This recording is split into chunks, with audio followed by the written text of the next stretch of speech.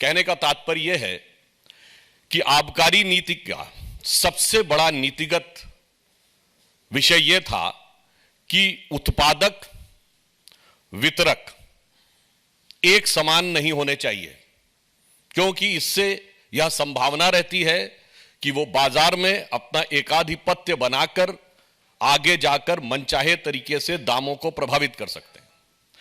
और जब यह कहा गया कि प्रोड्यूसर, रिटेलर एंड डिस्ट्रीब्यूटर, यानी कि उत्पादक, वितरक अगर एक नहीं होने चाहिए तो वो कंपनियां किसी भी प्रकार से एक दूसरे से संबद्ध नहीं होनी चाहिए।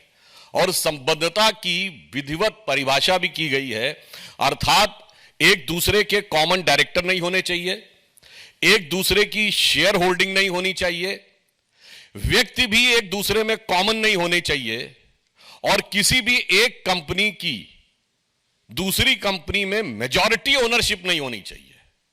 यानी प्रत्यक्ष या परोक्ष, यहां तक कि दूसरे या तीसरे टियर से भी परोक्ष रूप से आप प्रकारांतर से भी उत्पादन और वितरण को एक साथ नियंत्रित नहीं कर सकते।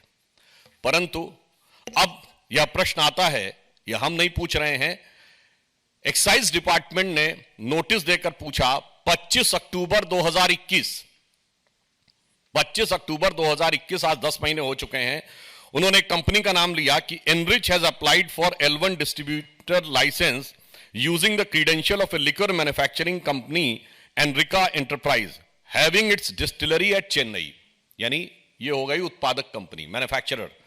अब वो कह रहे हैं Enrich is also applied for L1 distribution licence despite being related to Magunta Agro and Pixie, which have won retail zone licensing for zone number 4, 23 and 22 with a malicious intent for forming a cartel.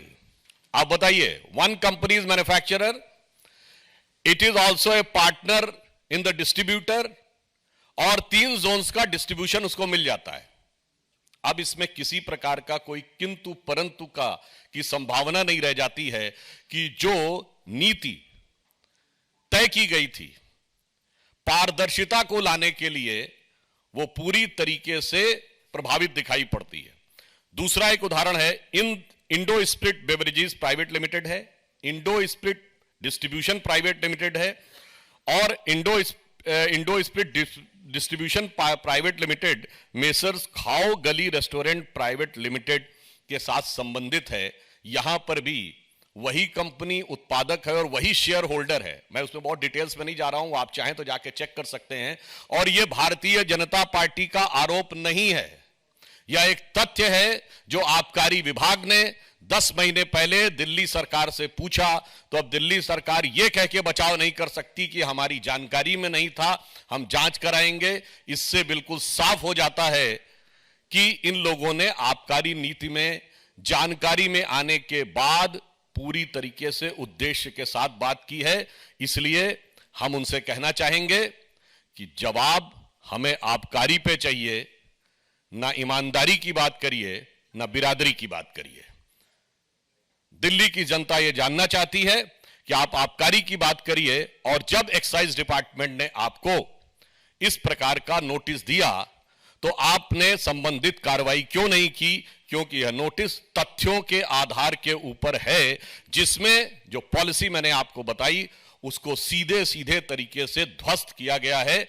तो मैं सिर्फ यह कहना चाहूंगा, excise policy तो यह कहती है कि मैन्युफैक्चरर, डिस्ट्रीब्यूटर एंड रिटेलर एक नहीं होना चाहिए, परंतु यहां ये मिथ्या भ्रम और झूठ के मैन्युफैक्चरर भी यही हैं, डिस्ट्रीब्यूटर भी यही हैं, और रिटेलर भी वही हैं, और उसके बाद पूरी निर्लज्जता के साथ जनता के सामने आकर